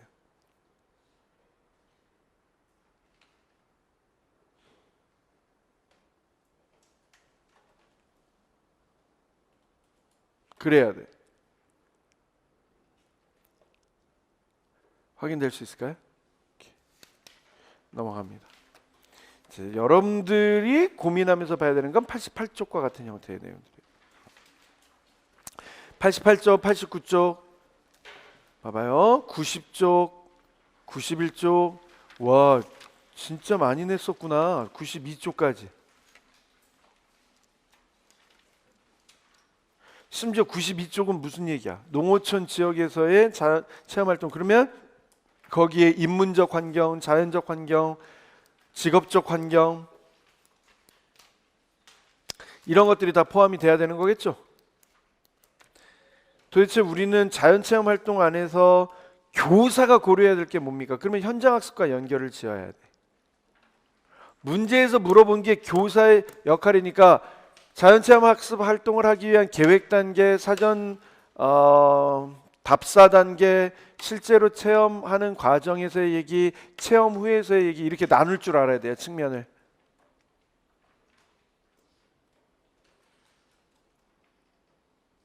그럼 현장학습에서 배웠던 얘기, 현장학습에서 나눴던 얘기와 연관 지어서 생각할 수도 있겠죠?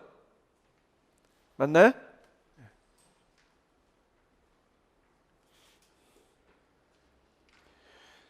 자, 89쪽으로 와보세요. 유아들이, 이거 봐봐. 유아들이 비에 흥미를 느끼되, 와, 이렇게 독특하게 주기도 하네.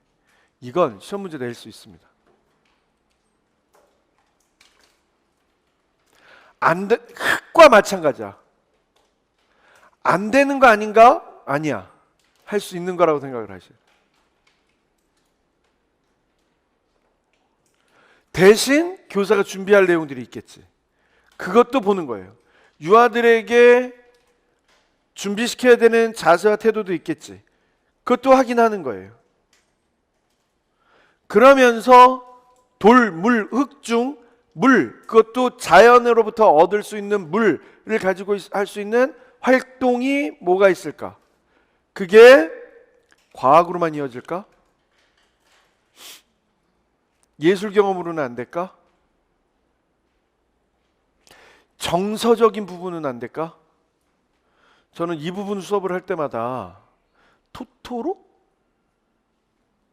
이웃집 토토로? 그 감독님 성함이 뭐라고요?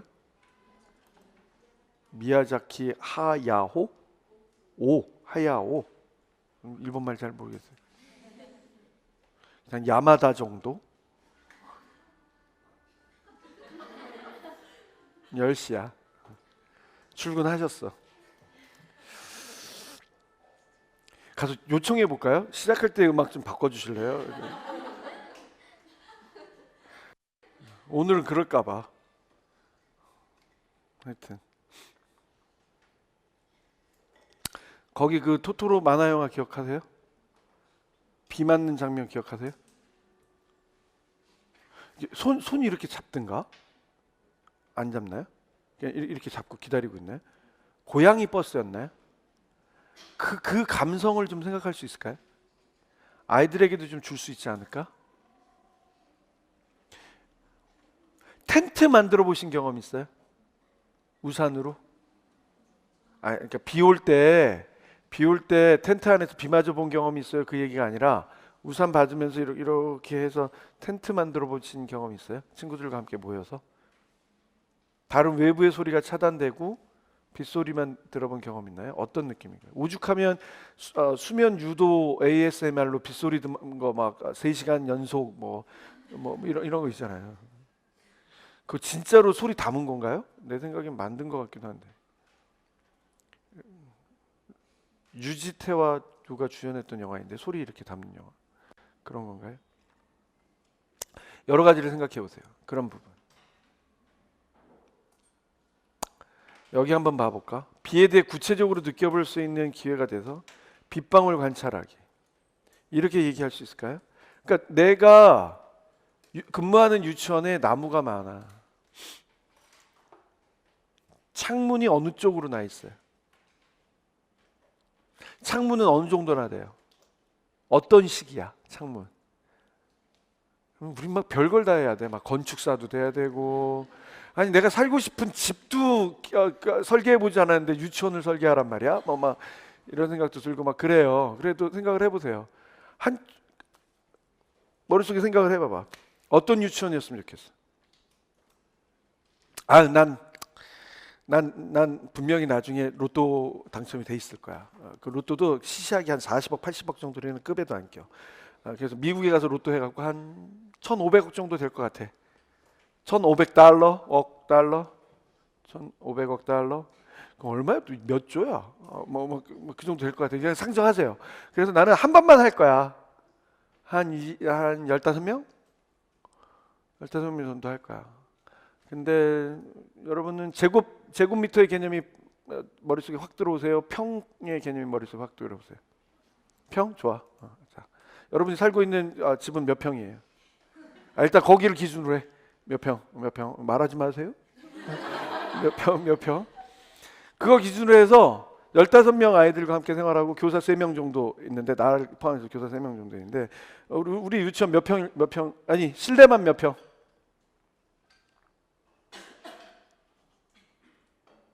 실외까지 합하면 몇 평? 까짓 거 뭐 건평 대지 따져가지고 뭐 건물 있는 공간 한 300평 정도? 실외까지 합해서 뒷뜰 빼놓고 앞뜰만 뭐 한 800? 이 정도? 그래서 절대 유치원 정문에서 문까지는 걸어서 못 오고, 유치원 버스 운영하는데 막 유치원 버스에 그런 거 달려 있어. 먼 쪽에서 이렇게 쫙 오면 리모컨 딱 누르면 유치원 버스에 그 무슨 외국의 대저택처럼 이렇게 배트맨처럼 이렇게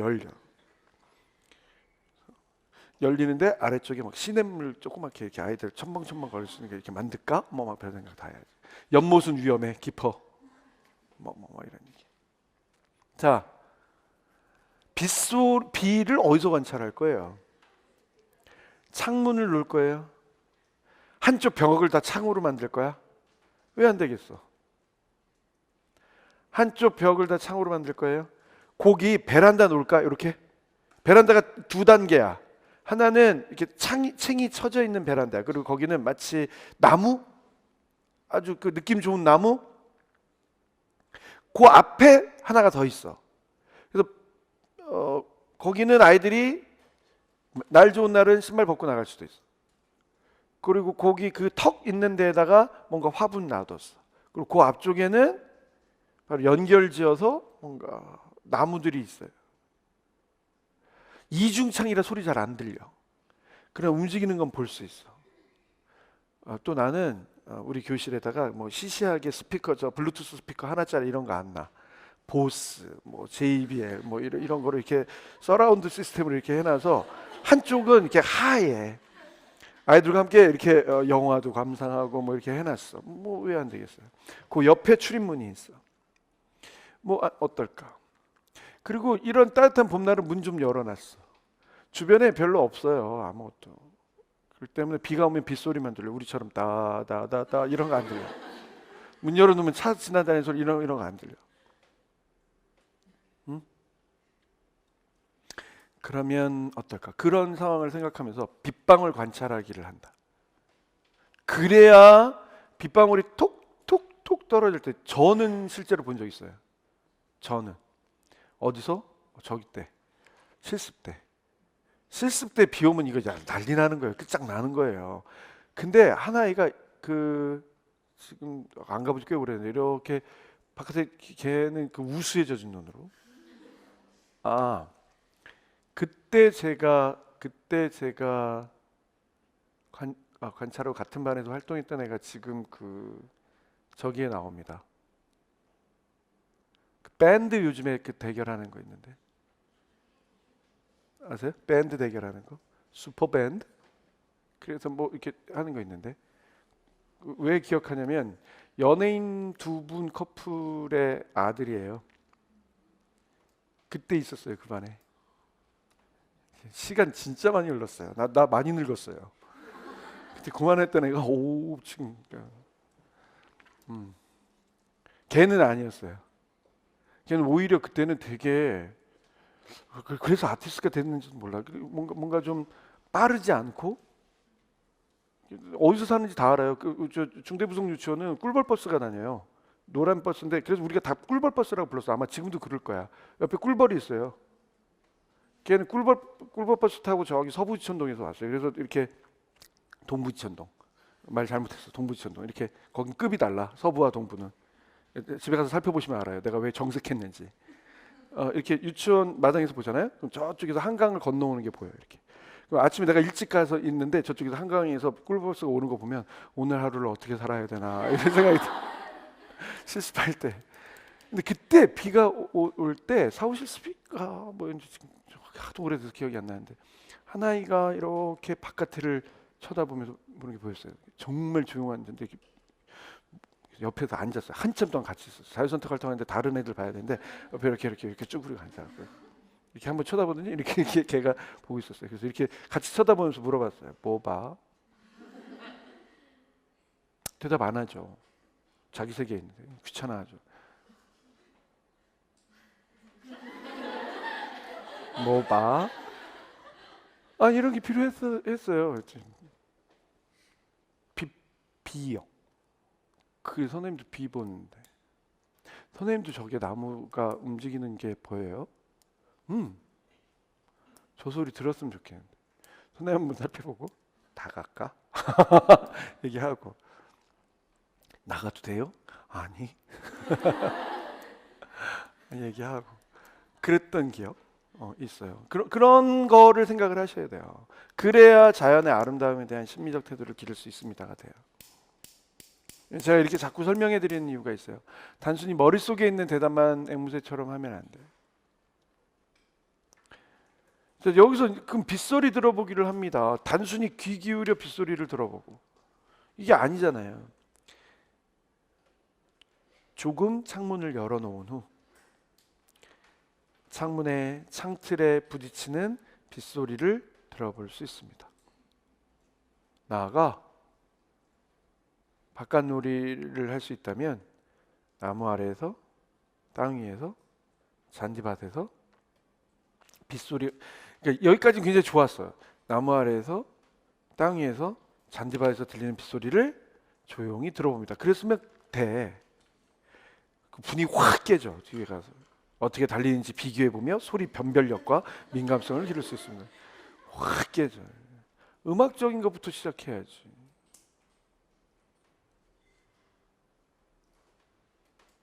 각각을 통해서 느껴지는 빗소리의 불규칙한 리듬도 느껴보고 작은 소리에 귀도 기울여보고 공기와 함께 상큼한 공기와 함께 비가 주는 고마움을 체험해 보도록 하겠습니다. 이렇게 하는 게 훨씬 더 좋아요. 충분히 들은 후 우산 바깥으로 살짝 손을 내밀어 이렇게 얘기를 해봐야지. 이런 부분에서 여러분들이 유치원 교사로 충분히 자질을 갖추고 있는지 아닌지를 확인할 수 있어요. 머리로만 답을 하느냐, 진짜 일어나고 있는 상황을 생각해서 그걸 얘기를 하느냐. 그래서 계속 얘기하잖아요. 합리적인 사고력, 문학적인 상상력, 예술적인 감수성 이걸 갖춰야 된다고. 우리한테 너무 많은 걸 요구하는 게 아닙니까? 아니에요. 누구나에게 다 있는 거예요. 그게 없으면 유치원 교사로 살기 힘들어. 그냥 영어 공부 좀 더 하고 국사하고 국어하고 사회하고 이런 거 해서 교육 행정직 보는 게 나아요. 실제로 교육 행정직 해가지고 근무하시는 분들 꽤 많아요. 야, 이건 아닌가 보다 이렇게 생각이 들어서 그냥 이거를 외우느니 영어를 외우겠어. 그래서 과감하게 바꿔서 도전해서 합격하신 분들 꽤 많아요. 그런 게 적성에 맞을 거야. 교사로서 살기에는 굉장히 힘들 거예요. 이거 개발해야 돼. 나한테 없는데 이렇게 여기지 말고 개발해야 돼. 머릿속에서 책을 읽듯이 에피소드를 개발해야 돼. 대신 삼초포로 빠지지 말고 비에 젖은 나뭇잎, 돌멩이, 봐봐. 돌물, 흙, 생명체 만져보셨어요? 비 오는 날? 나무들 좀? 이렇게 얘기해 볼까요? 비 오는 날 혹시 산책해 보셨어요? 그러니까 내가 산에 갔는데 비가 왔어. 그래서 나는 이렇게 둘레길을 걸어야 되는데 갑자기 비를 만나서 에이 그냥 걷자. 그래서 이렇게 걸어보신 적 있어요? 숲을 걸어보면 이 얘기가 다릅니다. 숲은 바깥보다 비를 안 맞아요. 재밌는 건 비 온 다음 날은 꼭 산에 가야 돼.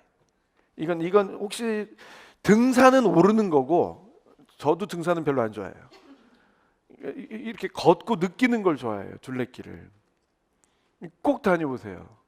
그럼 이 얘기가 무슨 얘기인지 알아요. 가면 일단 비가 온 다음 날이잖아. 혹은 비가 조금씩 부슬비처럼 내리잖아. 제가 이제 예를 들어 드릴게요. 저한테는 파주의 심악산이 굉장히 좋은 기억으로 남아있고 저는 부천에 살는데도 가끔 가요. 여러분의 기억을 소환하란 말이에요. 계속 이렇게 가는데 그 전날 비가 많이 와서 막 설레었어요. 자면서부터 내일 아침에 제가 이런 얘기를 했더니 당시에 아이를 키우면서 힘들었던 아내가 나랑 연애를 하자고, 심악산이랑 연애를 하지 말고 뭐 이런 얘기를 했어요. 정말 설레인다는 말을 했더니 진짜 부인할 수 없었어요. 설레는 느낌. 내일은 심악산과 만난다 이런 느낌. 진짜 그런 설레임을 갖는 거예요. 비가 왔어. 왜 스키 타는 사람들이 눈 오면 막 들썩들썩 하듯이 가야 되는 거 아니야? 막 이런 생각을 하듯이. 비가 왔어요. 그 다음 날도 이슬비가 오는 거예요. 와, 이런 환상적인 분위기가 없는 거예요. 갔는데 이미 초입길은 막 질퍽질퍽한 거예요. 그래서 이렇게 옆에 이렇게 밟으면서 갔어요. 미끄럽지 않은 곳을 걷는데 가는 거예요. 미끄러우니까 옆에 나무를 만질 수밖에 없어. 근데 나무의 촉감이 지저분하거나 아니면 질척이거나 막 이런 느낌이어야 되는데 전혀 그렇지 않아. 그런 얘기를 하고 싶은 거예요.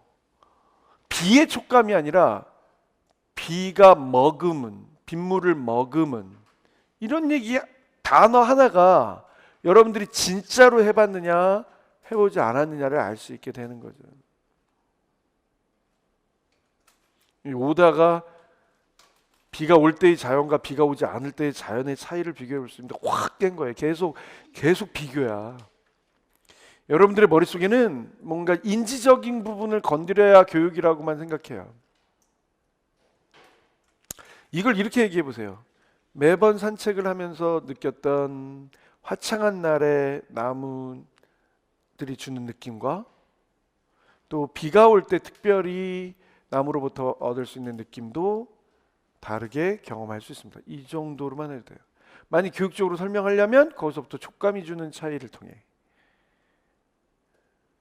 자연세계에서의 비의 고마움을 느끼고 이렇게 할 수 있잖아요. 차이라는 말을 안 해요. 자, 수업 실험과 차이가 없다는 게 네 번째와 같은 부분에서 나오죠. 나뭇잎도 이용하고 나뭇가지도 이용하고 흙도 이용하고 어떨까?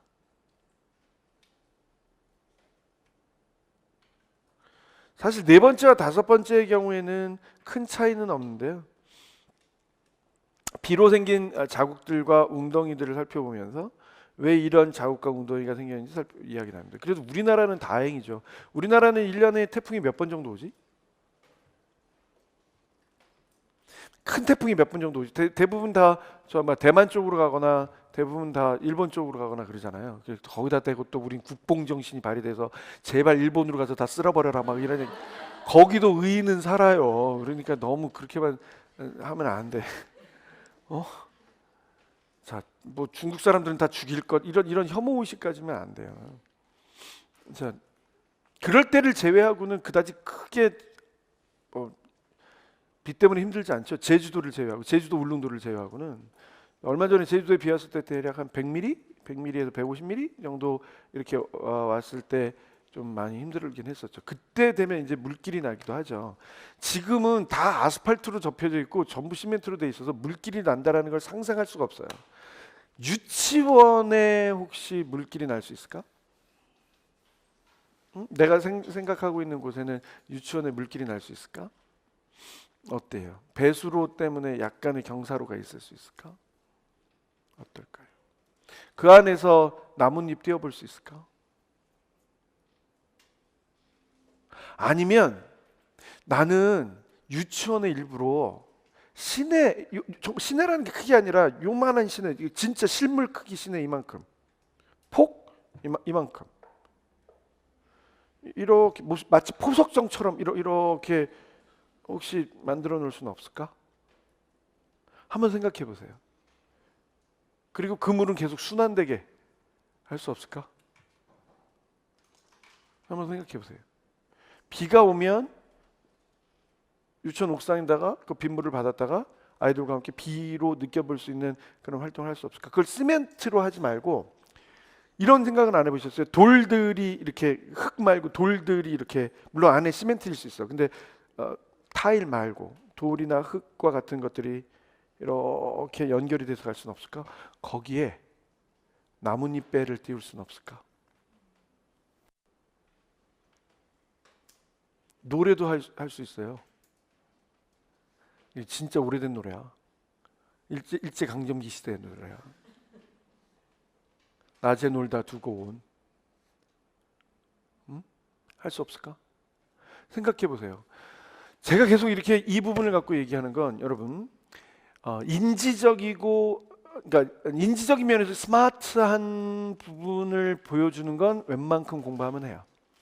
정서적 감수성이 이 시험 안에서 드러날 수 있는 건 이건 타고나야 된다고 여겨.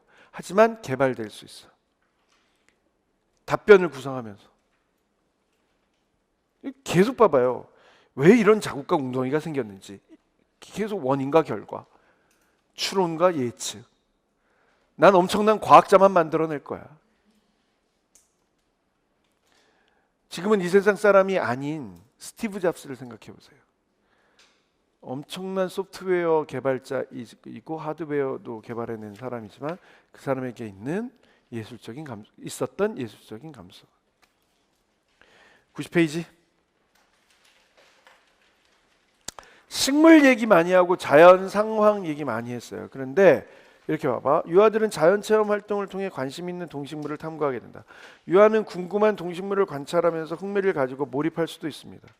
아울러 유아는 자연 속에서 자신이 자연의 일부임을 느끼게 되고 생명과 자연환경을 더불어 살아가는 대상으로 존중하는 태도를 기를 수 있습니다.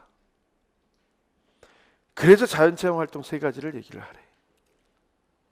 이제 여러분들이 만드셔야죠. 장황했지만 자연체험 활동에서 예를 들어서 자연현상, 바람, 공기 가지고 할 수 있을까? 연날리기 할 수 있을까?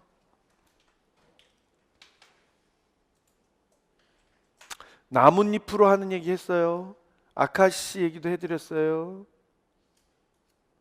나뭇잎 얘기도 해드렸어요. 자연물을 이용해서 쌓기 활동하는 것들도 해드렸어요. 심지어 여기서는 바람과 함께 명상하기도 했어. 대단한 거야. 자, 우리 유치원에 언제쯤으로 할까요? 지금으로 삼을까? 6월 중순? 그늘 안에 있으면 시원한 곳. 실제로 우리나라의 여름 날씨는 굉장히 끈적끈적하죠. 습기가 많고 그래서 좀 짜증나잖아요.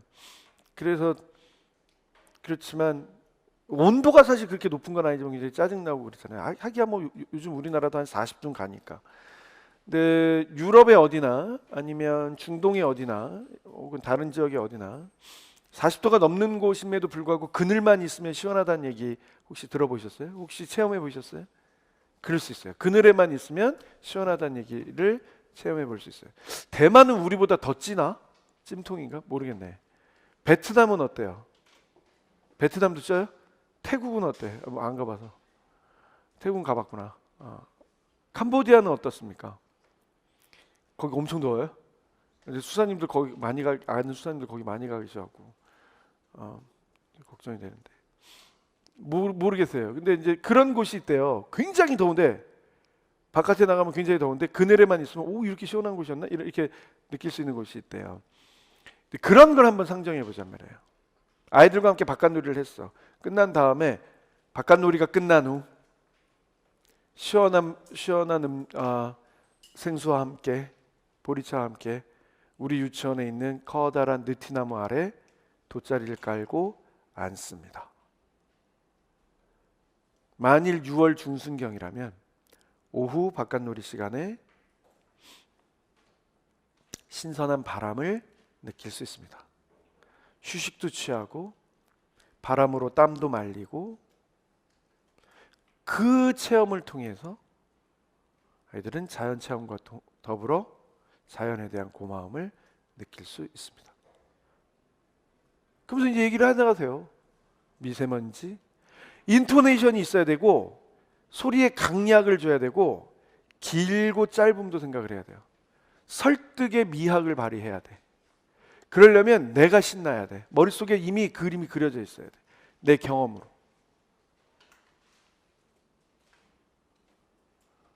그래서 얘기를 하는 거예요. 내용도 채워져야 되고 신념도 가득 차야 되고 구성 활동의 실천적인 형태의 활동의 디테일도 있어야 되고 설득, 말하는 기술도 갖고 있어야 돼요.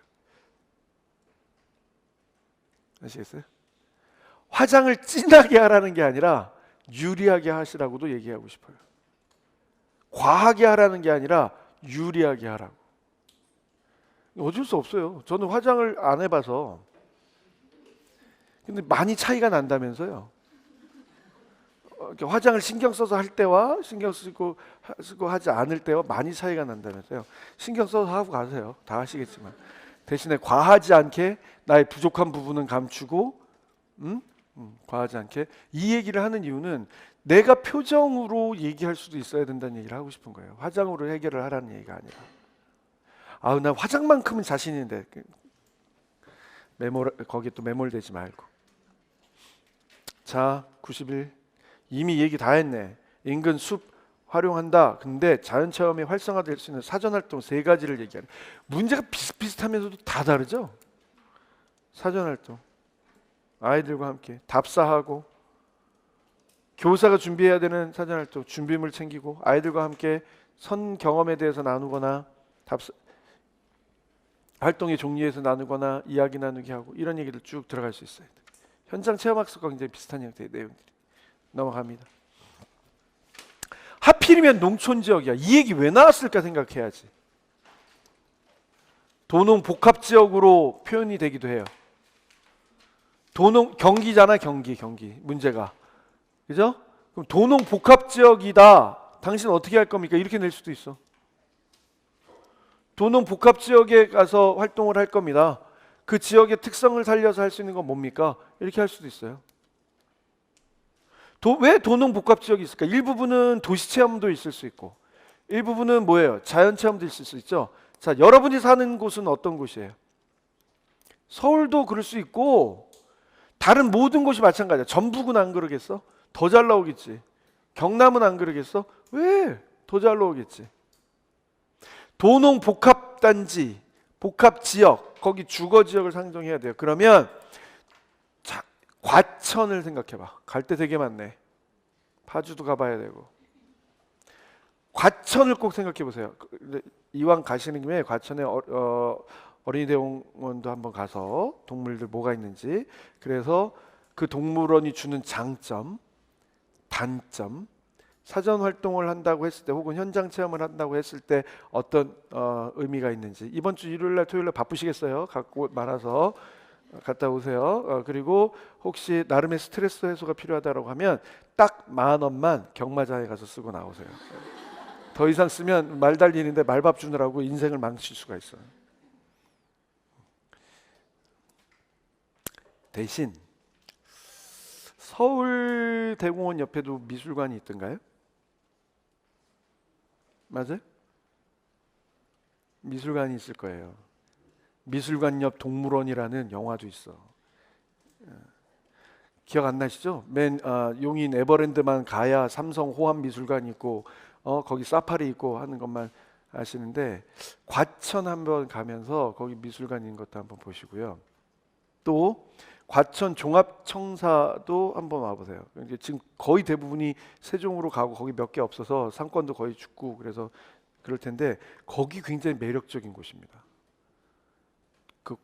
지금 이름 잊어먹었다. 벼량동 뭐 이런 곳 있을 거. 혹시 과천 사시는 분들, 안양과 접경 지역 있는 분들 가시면 거기에 도농복합을 이렇게 확인할 수 있는 곳이 좀 있어요.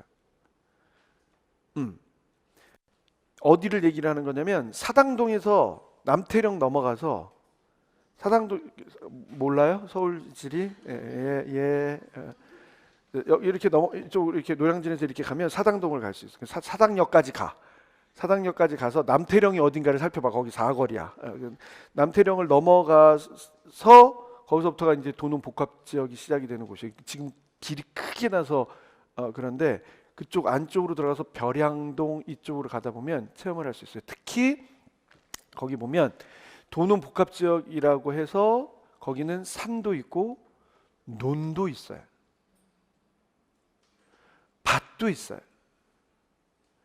파주도 그래. 파주도 지금 개발되고 있는 교화 지역, 운정과 교화의 중간 지역이 딱 그런 지역이에요. 다 만날 수 있어. 뿐만이야? 아니야. 사회시설로의 나들이도 있어. 꼭 농촌 지역이 아니더라도 사회시설로의 나들이 있어. 도서관. 제가 도서관 얘기하면서 했죠. 도서관은 절대 책을 모아놓는 곳이 아니다. 오로지 책만 모아놓는 곳이 아니다. 다목적으로 활용될 수 있다. 때로는 미술관으로, 때로는 연극 공연장으로, 때로는 콘서트홀로. 자, 이런 것도 생각해 보세요. 자연에 대해서 보고 싶어. 자연을 이런 형태의 자연도 얘기할 수 있는데 일본식의 자연을 좀 생각해 볼까? 정원 안에서 자연을 느낄 수 있는 것도 있고 분재를 생각해 볼 수도 있지 않을까? 그럼 도서관에서 이런 것들 이제 시나리오를 그릴 줄 알아야 돼요. 도서관에서 전시회를 하는데 분재 전시회를 하는 거야. 아니 도서관에서 미쳤다고 분재 전시회를 해? 왜 해? 왜 할까요? 분재와 관련돼 있는 도서 특별전을 하는 거지. 이 큐레이터들이 하는 거예요. 한번 생각해 보세요. 도서관에서 박물관의 역할을 해. 아니 그 머릿속에 그려. 우리나라 하는데 내가 현장 학습으로 갑자기 도서관 간다고 상정을 해. 그러면은 평가자들이 쟤 뭐 하나 싶은 거란 말이에요. 실제로 요즘 도서관에서는 전시회를 해요. 우리나라 하는데 뭐에 대한 전시회를 하냐면 조선시대 의복 전시회를 하는 거야. 왜 안 되겠어? 경복궁 저 박물관에서 빌려와. 한 달간. 박물관에 가면 어디에 대여 중입니다. 이런 거 보신 적 있어요? 보신 적 있어요? 그 왜 바티칸이나 루브르나 이런 데 가면 나 그거 보러 갔는데 어디에 대여 중입니다. 또 와야겠네. 뭐 이런 거 경험한 사람들 있단 말이에요. 마찬가지예요. 이렇게 대여 중입니다로 와. 그게 박물관의 역할이에요. 박물관의 역할이에요. 전시해 놨어. 왜 전시할까? 왜 도서관에서 이게 의복을 전시할까? 다양한 종류의 의복이 있겠지. 전기, 중기, 후기. 혹은 로열 패밀리의 의복이 있겠지. 또 중인 계급의 의복이 있겠지. 평민들의 의복이 있겠지. 아이들의 의복이 있겠지. 아이들도 양반 뭐 이렇게 그 안에서 뭘 느낄 수 있어? 히스토리와 컬처를 느낄 수 있죠. 도서관에서는 왜 할까? 거기에 관련돼 있는 책을 특별히 홍보하는 거예요. 그럼 거기에 참가했어. 그럼 그 다음에 아이들과 이어서 투어로 어디를 가야 돼? 책 고르러. 그리고 아예 상정을 할 때 도서관이 어린이 도서관이야. 어린이 도서관 가보셨어요? 찾아봐. 인터넷으로. 아니면 저 서울 북부에 사시는 분들은 과천에도 있는 걸로 알고 있는데 서울 북부에 사시는 분들은 교화를 가세요. 교화 어린이 도서관을 찾아가세요. 근데 진짜 좋아해요. 교화. 나이 한 70쯤 가면 거기 가서 살고 싶어요. 한국에서 여전히 살고 있으면. 저는 수단 이런 데서 살고 싶거든요. 수단. 내가 평생 동안 공부한 것 같고 수단에서 유치원에 못 다니는 애들 데려다 수단 언어를 배워야 된다는 게 함정이에요. 어떻게 영어로 안 될까? 함정이. 자, 찾아보세요. 어린이 도서관은 일반 도서관이랑 완전 다릅니다. 그거를 상정했다고 해서 이 디테일이 여러분을 합격으로 이끄는 거예요. 자, 그럼 농촌 체험학습이야. 농촌에 있는 도농 복합 지역의 도서관을 갔어. 왜 갔을까? 아니 얘는 갑자기 왜 농촌 지역에서 지역 환경에 체험 활동을 하는데 도서관을 갔을까? 왜 갔을까? 우리가 본 밭작물, 예를 들어서 상추. 아니 가을이면 뭐가 있어요?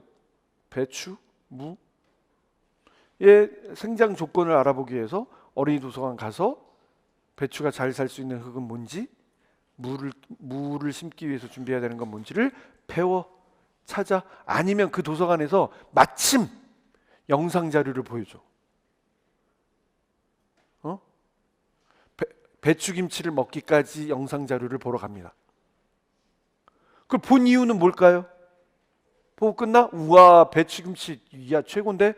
이렇게 먹었는데 어떻게 해야 돼? 유치원으로 와서 심어야지. 심는 거로 끝나? 물론 선생님의 손이 많이 가겠지만 뭐 해야 돼? 걷어서 김치 해야지. 어려운 김치 말고 뭐 하라 그랬어요 제가? 물김치. 색깔, 향, 종류, 모양. 배추 김장김치 하느라고 배추 무 강판에 갈고 배추 절이고 그래서 배추가 어떻게 바뀌는지 그 변화 과정을 살펴보면서 이렇게 어려운 거 하지 말고 꼭 그 김장김치를 해야겠냐고. 그죠? 색깔의 변화도 볼 수 있고 다양한 재료도 볼 수 있고 향도 맡을 수 있고 맛도 다양하게 느낄 수 있고. 그 물김치 얘기했잖아요. 제가 서울 말로 나박김치라고 하는 거. 아이들은 찢기도 할 수 있고 무로 기름 배추 잘라갖고 넣을 수도 있고 거기 모두 넣을 수 있어. 사과, 부추는 어때? 싫어할까? 다 골라낼까? 잣 넣는 집 봤는데 먹을 때마다 조금씩 뿌려서 골라 먹는 재미, 맛을 느끼고 이렇게 해봐요. 그럼 자연체험 활동에 연결이 안 되나?